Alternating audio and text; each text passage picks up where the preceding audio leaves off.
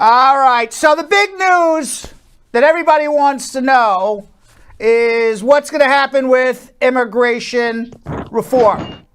We need to, everybody wants to know, is there going to be the amnesty? Is it going to be, who's going to get the amnesty? Is it going to be amnesty for dreamers? Is it amnesty for people in TPS? Is it going to be Plan B, which is roll up the Registry Act till January 1st, 2011? Is it Plan C, which passed the House of Representatives, which is to give people parole in place, which would allow them to have a work permit and travel if they were here on or before January 1st, 2011. It would legalize, they say, approximately 6 million people on a temporary basis. It's not getting a green card, but certainly better than nothing. Whatever ends up, the House has passed the Build Back Better plan. The Senate, they were supposed to pass it in November. They were supposed to pass it in December. We're now in January. Still hasn't been passed yet.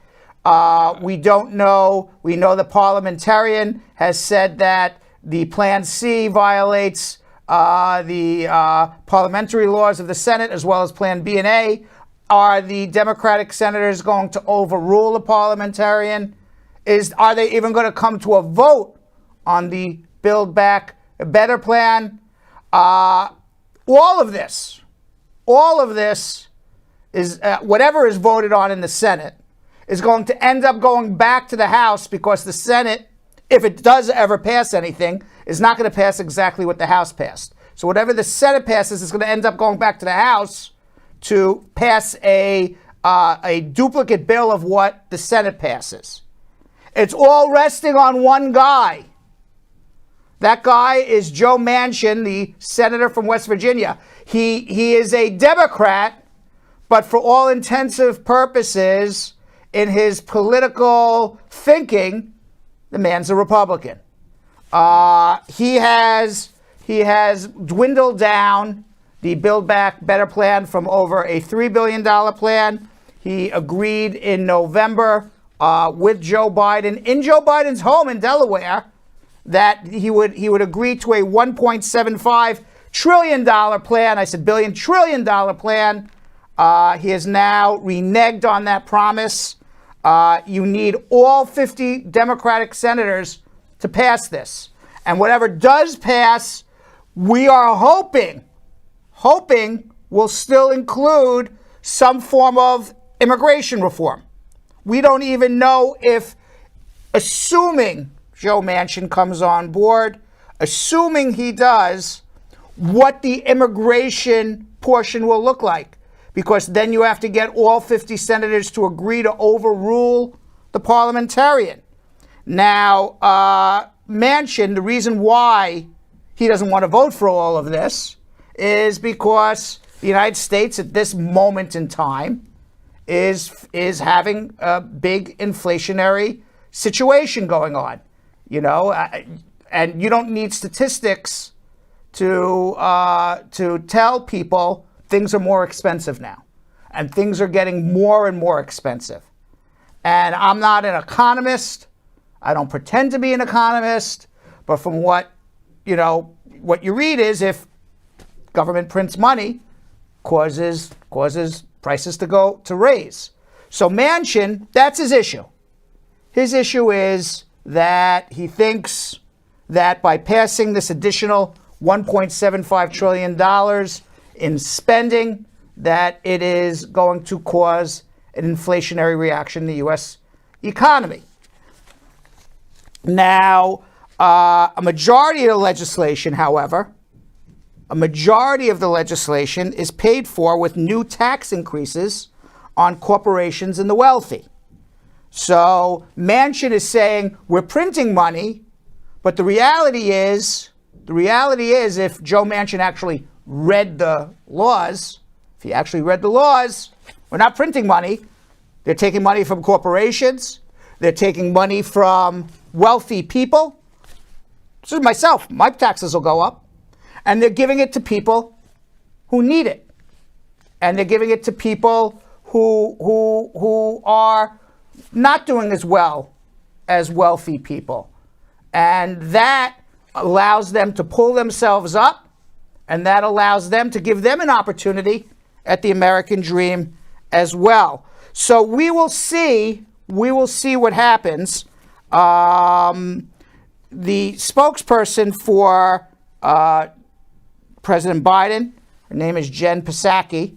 She says, we're getting into specifics here. She says the Congressional Budget Office reports that the senator cites analyzed an unfunded extension of Build Back Better. The most recent Congressional Budget Office score speculates on the cost of Biden's bill if various provisions became permanent. These provisions are not going to be permanent. They're a 5-year period, and therefore it should not be as inflationary as everybody is trying to make it out to be, the Republicans and Manchin, because literally all you're doing is taking money from one hand, which is large corporations with lots of money and wealthy people with lots of money, and putting it in the hands of people who are less fortunate. That's just moving money from one account to another account. That's not printing money. That's moving money from one hand to the other. That in of itself is not inflationary, because all you're doing is saying, instead of the corporations and wealthy people, you spend this money, people in need are going to spend the money instead. It's the same money. So nothing new is going into the economy that would actually make it more inflationary. So here are some of, by the way, here are some, and that's by the way, Uncle Brad's economic lesson of the day. It's only inflationary if you actually print more money.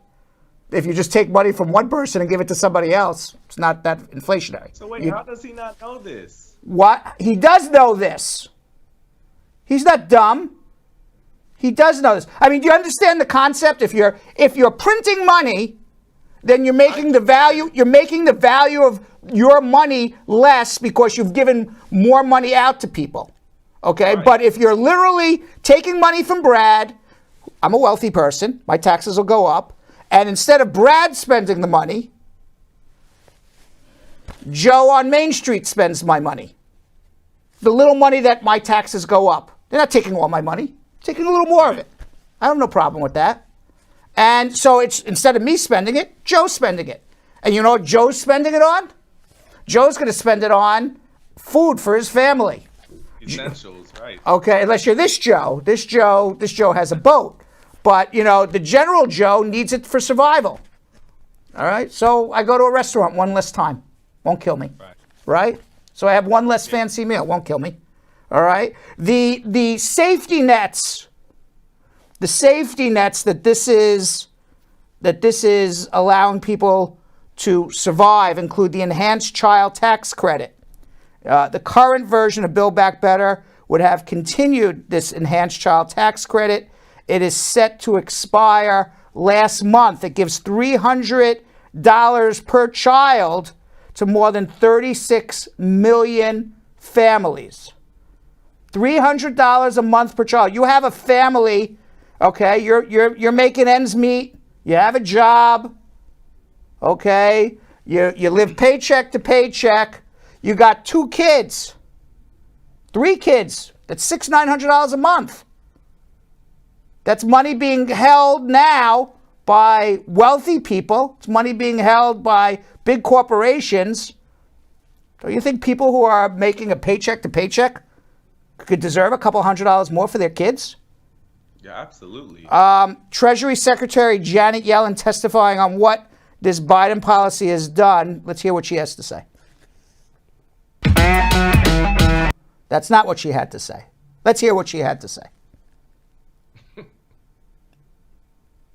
The American Rescue Plan's expanded child tax credit has been sent out every month since July, putting about $77 billion in the pockets of families of more than 61 million children.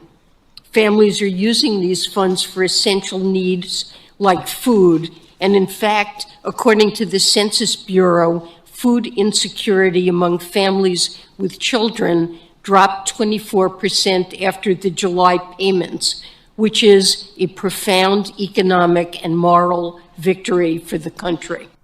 In the end, Jonathan, I understand the argument that if what this is going to do causes inflation, inflation is a tax on everybody. Because you know how inflation taxes you? Because it taxes you because your money's worth less. It's the same as taking a tax from you. Okay? So when you have inflation go up, your $10, maybe if inflation's going up 10, 15% a year, which potentially the United States is right now at about 6%, 7%, okay? Your, 6% of $10 is $10.60. I don't know how to do the math backwards, but your $10 today at 6% inflation may be only worth $9.50 in a year from now. So it's a tax on you. Inflation taxes you. So I understand when people say they don't want to do things that cause inflation because it taxes everybody. Poor, middle class, rich. Inflation don't care. Black, white, yellow, green, purple people, taxes everybody. Never met a purple person. Be interesting to meet a purple person. But you get the idea. Okay? Yes. So I understand that. But here's a situation where you're not printing money, you're not causing more inflation. You're just taking money from one person and giving it to somebody else. So instead of person A spending the money, person B is spending the money. Or instead of corporation A spending the money, person A is spending the money. But that's not an inflationary economic policy because you're just moving money from one person to another. You're not printing more money. Maybe he doesn't like the idea of his taxes going up. Well, it's very possible. We're going to get to that in a second. Okay? Don't think for a minute that politicians vote for legislation. Donald Trump, okay, made huge tax cut. Who did he make the biggest tax cut for? Who? People who own real estate. What does Donald Trump own? Real estate. Okay, he didn't make a tax cut for lawyers. He didn't make a tax cut for actors in commercials. He didn't make a tax cut for TriCaster operators. He made a tax cut for people in real estate. To me, that's abusing your power. Of course. Of course it is. For the people, not just for yourself. And by the way, just quickly, it's children's nutrition, child care, Affordable Care Act, Medicaid coverage for people, Medicare hearing benefits, earned income tax credits, home health care, drug price reductions, paid family sick leave, Pell Grants, affordable housing, taxes to fight climate. I mean, I could go on and on. As I said, we could spend hours on this. But you want to know what the problem with Joe Manchin is? He owns a coal mine in West Virginia. Yes, he owns a coal mine in West Virginia. And this is going to tax coal. This entire, because coal is a dirty energy, is an energy that produces dirty gases into the atmosphere. So the idea is to tax energy that causes pollution and to promote energy that doesn't cause pollution. And that's not good for Joe Manchin's business. So when Manchin announced his opposition, citing concerns about the pandemic, inflation, geopolitical uncertainty, he also pointed to concerns about the legislation in West Virginia. He said, I've always said if I can't go back home and explain it, I can't vote for it.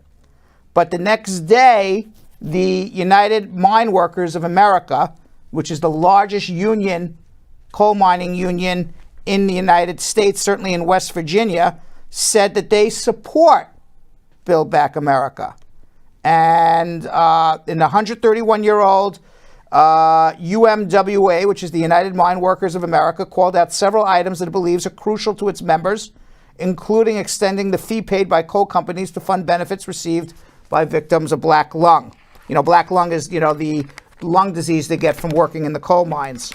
And, the legislation also is going to affect, as I said, Senator Joe Manchin's family business, because he makes millions of dollars, Manchin, by taking waste coal from long abandoned mines and selling it to power plants.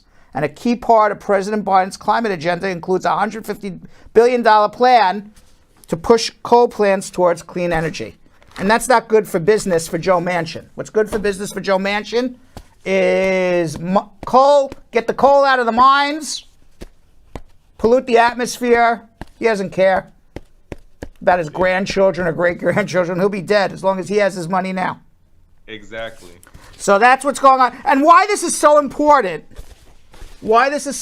is not only the fate of all Americans, on what's going to happen with, having a social safety net, but also the fate of immigrants, millions and millions of immigrants, all in the hands of this one guy because he owns a coal mine.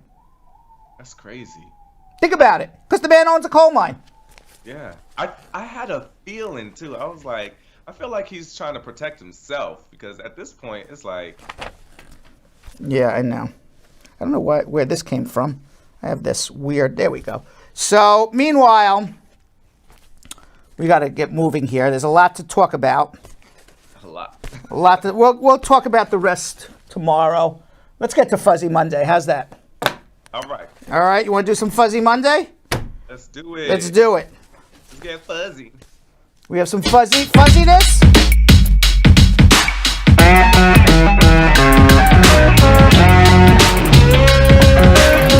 Gotta get me started so late. We have so much to do. I need to go through my John Hopkins coronavirus statistics today.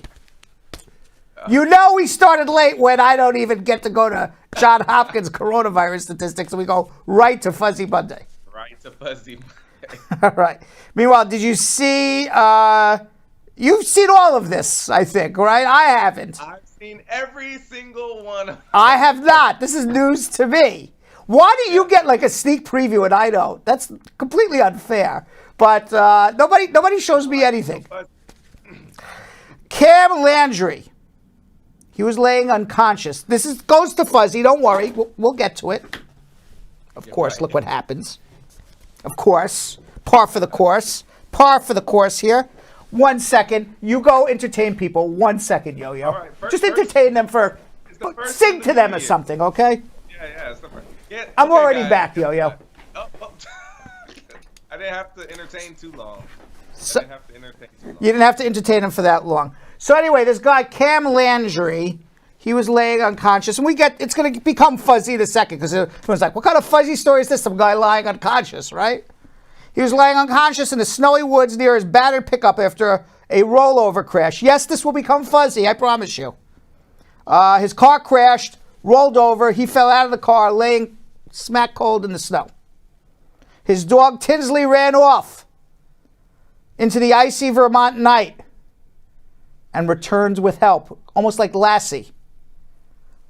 The authorities and local media are now calling the 1-year-old Shiloh Shepherd as a real-life Lassie for her actions on Monday, January 3rd. Rescuers said they would never have spotted Landry and his seriously injured passenger if not for Tinsley the dog. They credited Tinsley with preventing a terrible night from becoming a lot worse for Landry and this passenger. The Vermont State Police said Landry, 31, was intoxicated, cited him for driving while under the influence. He's cooperating with the investigation, but Tinsley, the dog, saved his life. Do we have a picture of Tinsley? I hope we do.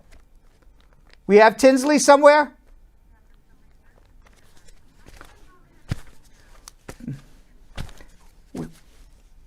There's Tinsley. Now we're getting fuzzy. He spoke with gratitude about Tinsley in a phone interview with the New York Times. Said she's my guardian. So Tinsley, this dog, saved the day. That's the owner. That's the owner. That's the guy who was laying flat out, cold, drunk in the snow. Tinsley's like, man, I gotta save this guy's drunk ass, right? But look at that crash. Actually, that's a pretty serious crash. That is a very, very serious crash. Imagine that. That's it. Can you imagine how smart that dog was to go get help? Wow. Yeah. So after the crash around 10 o'clock, Tinsley crossed into New Hampshire. It was a mile or so from the place of the crash and led the authorities back into Vermont to the wreck. Now, how did the authorities know that that there was a wreck. How did the authorities speak dog? What do you think Tinsley was doing? Like jumping up and down? How did the authorities know to like, here, come follow me? Right? Woof, you know, woof. How do the authorities know this? Number 7, I'm told, this is how the authorities figured it out. As the first officers were simply trying to catch Tinsley to get her out of traffic. Oh, Tinsley was on the street to get her out of traffic on Interstate 89 after a driver reported a dog running loose. She kept running north, slowing occasionally to keep the officers close behind. So instead of running away, she allowed the officers to chase her, but not catch her. And she led the officers directly to the crash. It's a real-life Lassie story. She's a real hero. That's a great dog. Wow. I wish I had a dog like that. What kind of treat she got once the owner... No, T-Bone would not have done it. Jill's like, T-Bone would have just rolled over in the snow and taken a nap and left me there. T-Bone's like, I'm tired. Yeah, I'm tired. Maybe I'll go tomorrow and find help. Oh, man. Meanwhile, researchers at the University of Alaska have discovered that hamsters are the heavyweight drinking champions of the animal world. Yes. UK Dr. Tam Lawton recently tweeted a viral thread about the raucous alcoholic rodents. They love it so much they prefer to drink 15% ethanol instead of water and can tolerate relative huge quantities that would kill a human. He was referencing studies conducted by Gwen Lufer, a psychologist at the University of Alaska, who found that these hairy drinkers can imbibe 18 grams per kilogram of body weight a day. Where are they getting the alcohol? Where are they getting the idea to feed the alcohol to a hamster? Who came up with that idea as a scientific study? And then, like, for them to be the heavyweights of the animal kingdom, does that mean that they test other animals too? They've tested other animals. And apparently the hamster is the heavyweight champion of alcoholics in the animal world. In the wild, they've been known to hoard ryegrass seeds and fruit that allows them to ferment over the winter like miniature moonshiners. So these little rodents are moonshiners. Man, can you imagine a drunk rodent? I think that'd be funny just to watch the drunk rodent, but I don't know if that's like, to me, that could be even animal cruelty. Right, but you know, it reminds me of when Groundhog Sam had a party in your office. Groundhog Sam had a party in my office? Yeah, remember when they got... I need another shot! Yeah, you're so expensive! Look at those leaves! Hey, George! What are you doing over there? My God! Jeez Louise, you're gonna be loaded! I said Groundhog Sam had a party in my office when I was away. I didn't even know that. He's drinking all the alcohol. I was wondering what happened to all my alcohol. I came back and go, who was drinking at my bar? See? Just wanted to let you know it wasn't me. All right, it wasn't me. And finally, our last animal story of the day, our last one of the day. This month, late night host Stephen Colbert brought widespread attention to a viral clip that showed an orangutan driving a golf cart. And this is a real video of an orangutan driving a golf cart, and it's been online since at least September 2021. The video was taken in Dubai at the Menagerie, a collection of wild animals kept in captivity for exhibition. The orangutan in this video is called Rambo. And there aren't many specifics about Rambo, what his age is, how he ended up in Dubai, but there are several videos of Rambo driving the golf cart. Look at him. Look at him go. That's wild to me. Is he also have his foot on the gas? Look at him. He's turning the wheel like a taxi driver. Like this, like a taxi driver. The only thing he's missing is a phone in his hand. He's like, yo, Joe, I'm coming home for dinner now, you know? That's wild. That is wild. On Adamelia, a YouTube channel run by Sheikha Fatima to showcase the incredible wildlife in her beachside sanctuary. This is somebody's private home. Only in Dubai you would have this. There are several additional... Is that crazy? This is somebody's private home. There are several additional videos of Rambo. In one video, it's explained that Rambo has been driving since he was young, and then he's graduated from smaller toy vehicles up to golf carts. Could you imagine playing golf and an orangutan is your golf cart driver? Look at him. Can you imagine? Next thing they know, they teach him how to play golf. And you're like, hey, Brad, how was your round of golf? And I get off the golf course and I'm like, I just lost to an orangutan. That would be wild. That would be wild.